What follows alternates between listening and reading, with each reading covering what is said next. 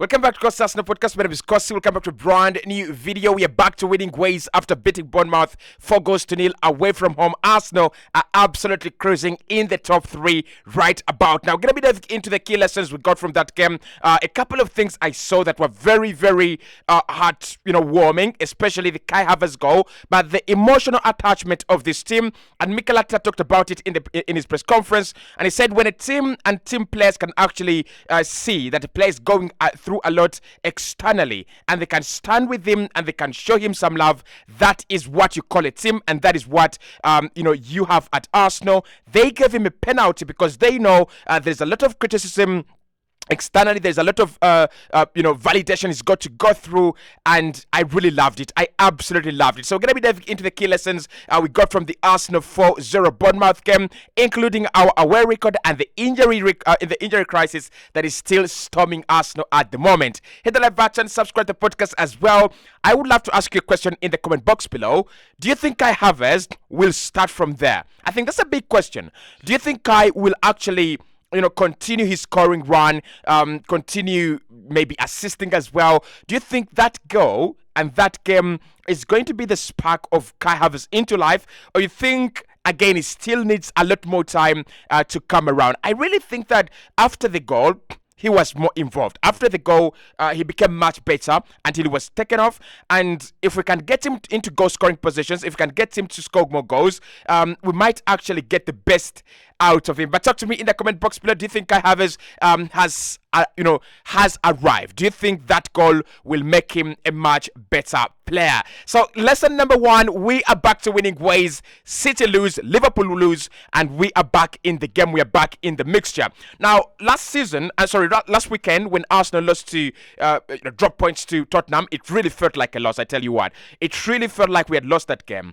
I said Arsenal were not title contenders, and we were far away from Man City and we were far away from Liverpool. And part of that was because I was angry. Part of that was because I was very disappointed with our performance. It didn't look good. There are times when you drop points and you played well, and you gave it your best shot, and the team actually fought for the points.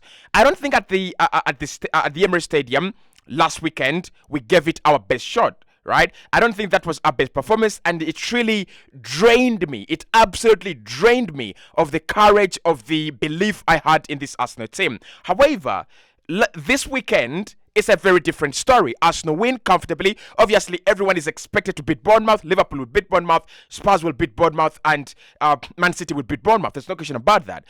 But when you beat Bournemouth in the fashion that we did, away from home, and you're just bouncing back, it's the kind of result you needed. It's the kind of game possibly you would have wanted after dropping points. But in the same weekend, Man City dropped points to Wolves, like the worst team in the division currently. Wolverhampton Wanderers, Luton Town, Burnley, and we could say Sheffield as well. Those are the worst sides in the Premier League. So if you drop points to them, right, regardless of whether you have lottery or not, regardless of whether you are home and away, if you drop points to Wolverhampton Wanderers, it means there is a weakness to be exploited. There is a gap for Arsenal to exploit, right, in the title race. And I think we are right back in it. I don't think Man City are going to be invisible. That's first number one. So their unbeaten run is over.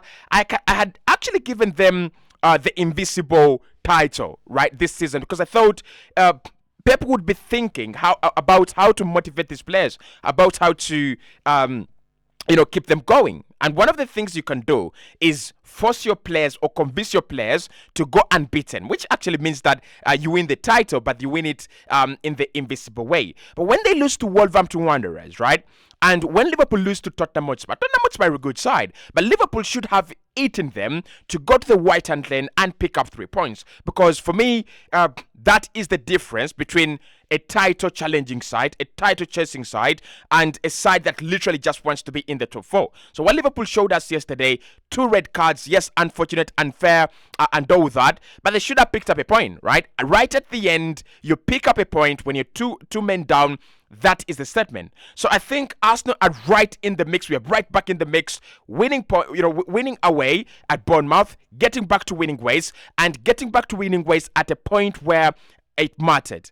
at a time where it mattered. I think in the next few 4 or 5 games, it's gonna be crucial. It's gonna be very crucial that we win, but it's gonna be very crucial that we stay at the same pace as Manchester City.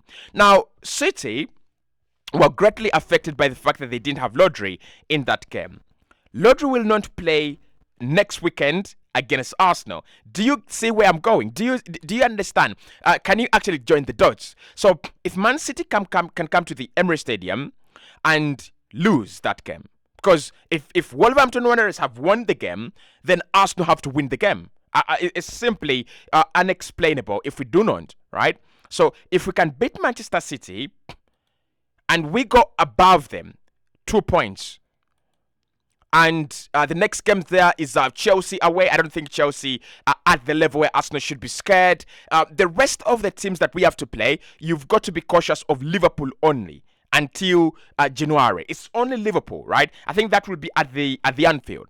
Apart from Liverpool, the rest of the games are winnable, including Aston Villa, including Newcastle as well. So I'm glad that we're back to winning ways, but I'm also glad that that win meant that we are now one step away from Manchester, getting above Manchester City, and we are also one step away from going on top of the table. I mean, I want us to be on top of the table. We've not been there, have we? I mean, we were there on the opening day, weren't we?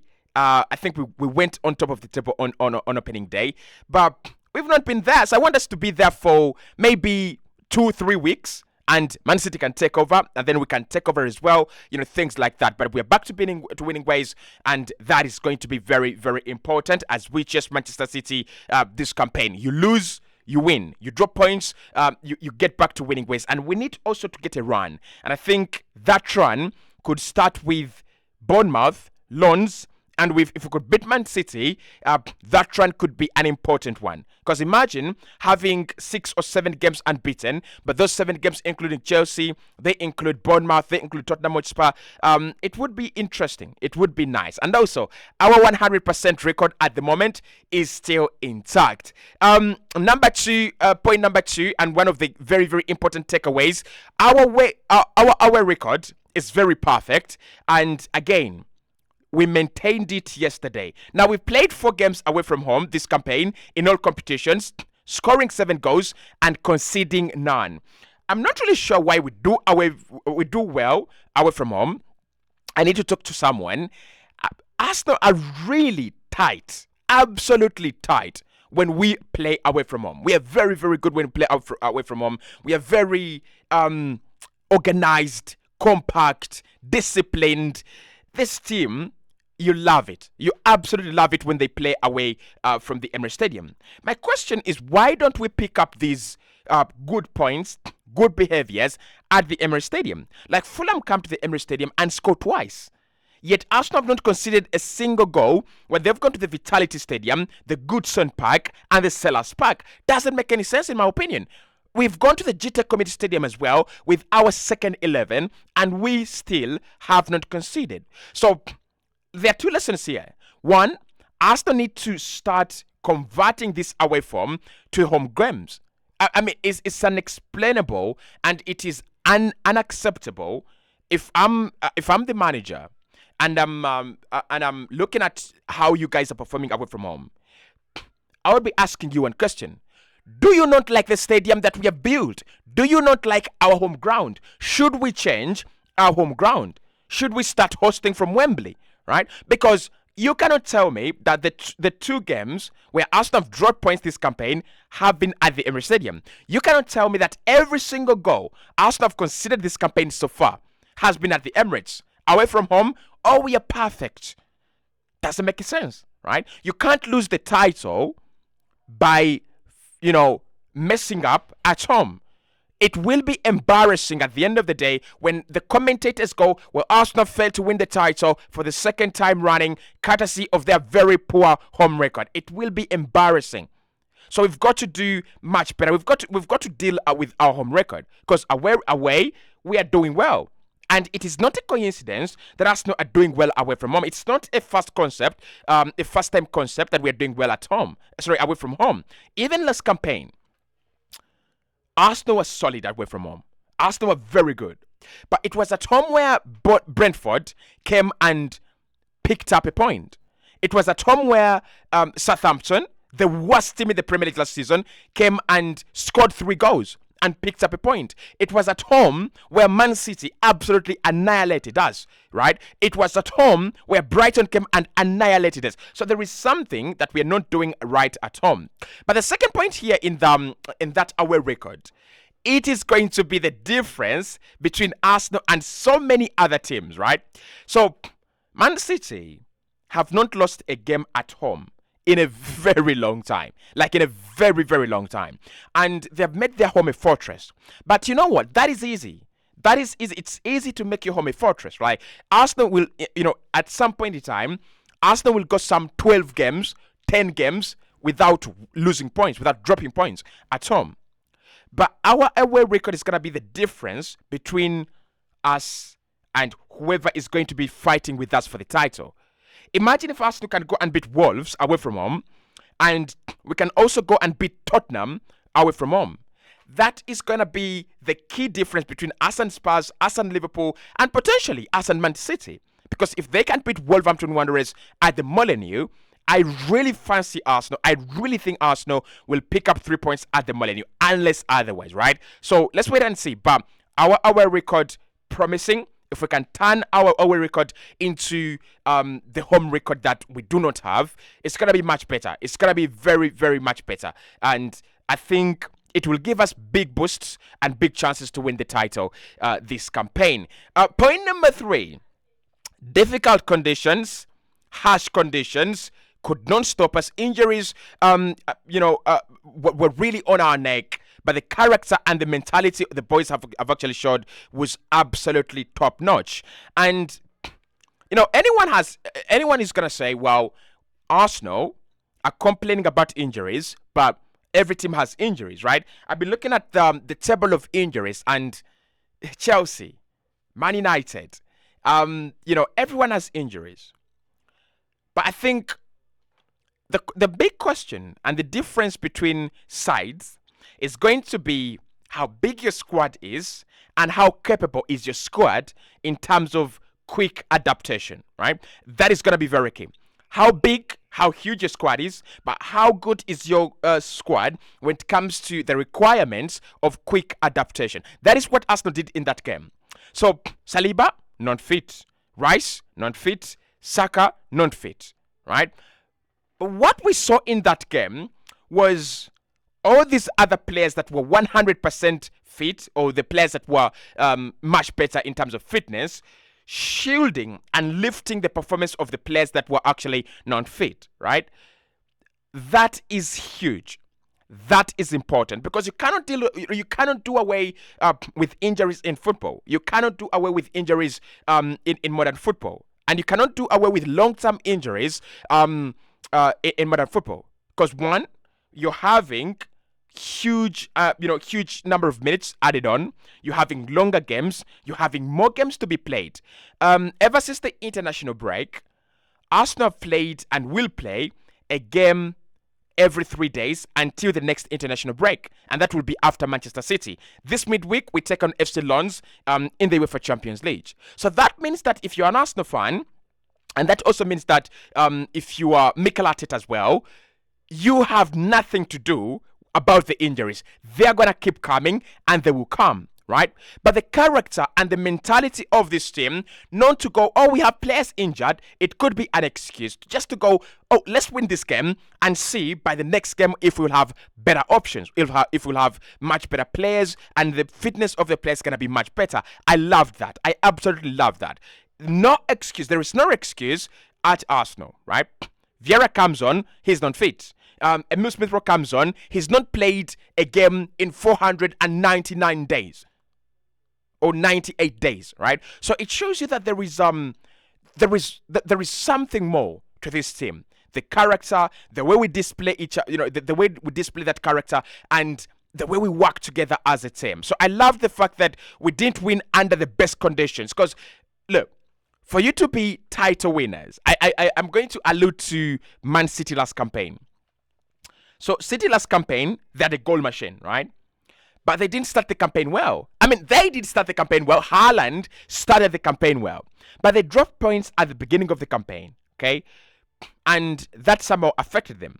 There was a time when the system looked like it wasn't working, and they held on to it until the end when they figured it out and they became a super side.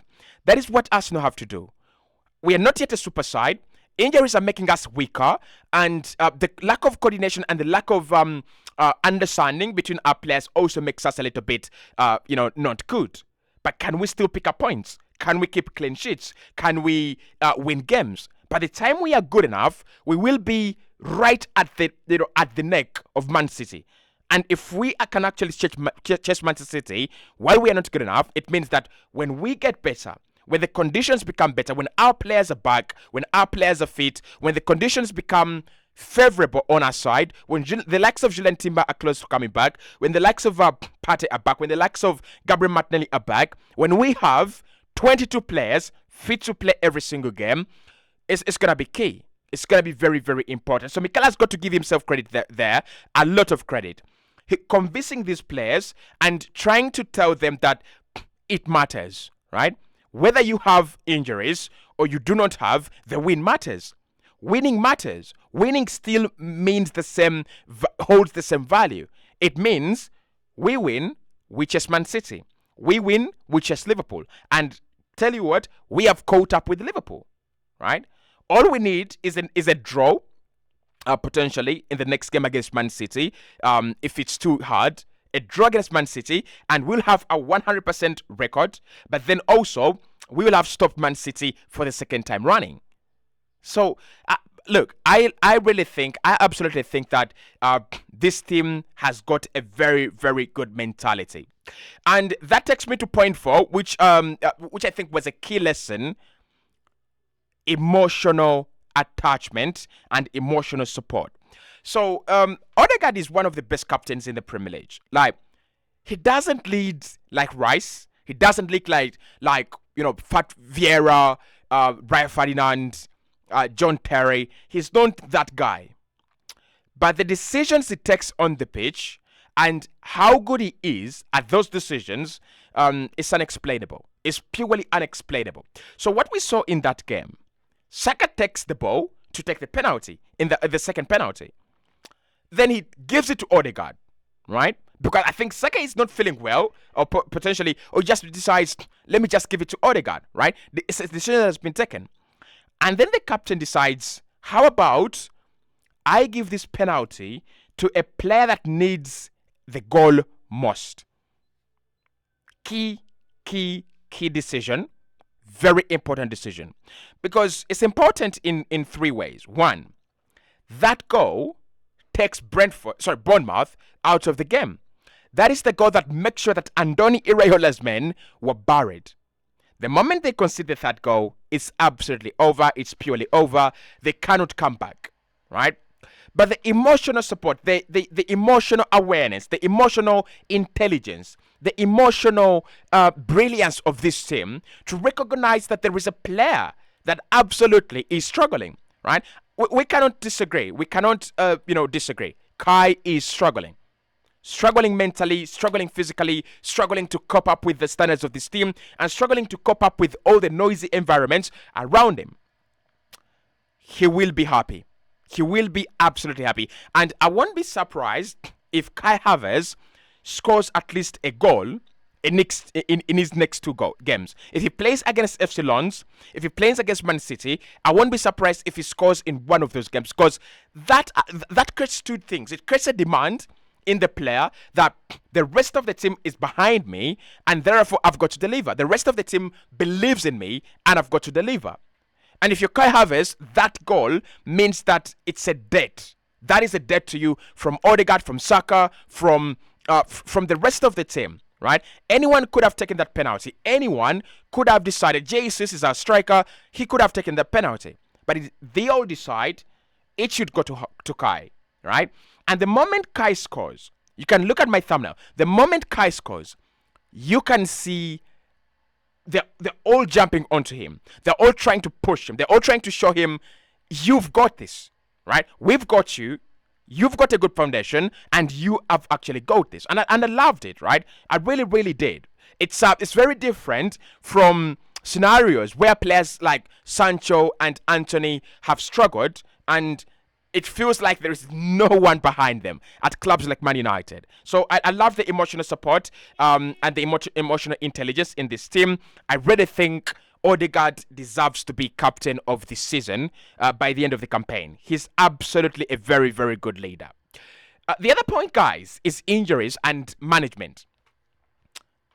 I think Mikel took off Saka very late. And I do not know why. The moment we score the third goal, the moment the third goal gets in, he's got to take him off. Now, I don't have a problem with Saka playing in that game because I said it myself. There are only a handful of players that Arsenal cannot afford to be without. And I think Saka is one of those players. We can't afford to be without Saka. But for me, the moment Arsenal got 3 up, you've played Saka, he's not fit. You've played him maybe at 45 or 50% fitness. He has scored. He has, the game is 3-0. Take him off. Absolutely take him off. You have options, right? And I don't understand what Mikel at times is thinking. You've got Emil Smith-Rowe, you've got Fabio Vieira, and you've got Reece Nelson. Reece Nelson can replace him. Fabio Vieira can replace Saka, and Emil Smith-Rowe, at the worst case scenario, can replace him as well. Or you can have Eddie Nketiah shift to the right, or Gabriel Jesus shift to the right, and you can introduce an Emil Smith-Rowe on the left. So he's got to manage minutes. He's got to manage these players' minutes even better. Jesus looked uncomfortable, and I don't know what to say about this because, again, he's another player for me that needs to be managed. He's another player that we can't afford not to have in this side. Like, we just can't afford. And maybe what Mikel has got to agree with here, and I'll mix it up with the last point. I think Eddie Nketiah needs to be coming off the bench because we seriously now have good options. So, if Jesus plays until the 75th minute, we've got to manage him. We've got to manage his knee situation. Take him off. Absolutely. You've got to take him off. And then bring on Eddie Nketiah because Eddie Nketiah is happy to play those last 20 minutes or probably 25 minutes of the game. And then Eddie as well is a durable player. So Eddie can go and finish off the game. Durable, doesn't pick up those injuries. There are very, very few times where you hear that Eddie's injured. I think it was only one time last campaign. So for me, Mikel has got to manage the players that he doesn't want to pick up injuries. He's got to manage the players better that his team depends on, right? And why I also want Eddie to come off the bench, I don't understand what Mikel is trying to do. Like playing Eddie middle, Jesus left wing, and Saka right. We have enough options on the left. Like, we have absolutely enough options on the left-hand side. Just to put that into perspective, Martinelli is number 1, Trossard is number 2, Emil Smith-Rowe is number 3, and, sorry about that, and Nelson is number 4. So we've got options. We absolutely have got enough options. And I think it's high time we use those options, right? So why not play Smith-Rowe on the left, Jesus in the middle, Saka on the right, and then bring on Eddie Nketiah when it's time for you to manage the game? It's what I would think. But those are the key lessons we got from that game. It was a good performance, fantastic, and it means a lot. It really means a lot for us who played Arsenal players in the FPL, Fantasy Premier League. Obviously, we are cruising. I think Odegaard with around 17 points, by the way, guys. Odegaard with around 17 points. If I had captained Odegaard, I would have like 32 points. Damn it. But of course, Saka as well with that nicely done 9 points. Yeah, my weekend is a nice one. And until next weekend when I play FPL and do the previews for Man City, I'll speak to you right in the UEFA Champions League, guys, because we are definitely there as well. I'll speak to you right in the next one. Hit the like button, subscribe to the podcast as well. Love you.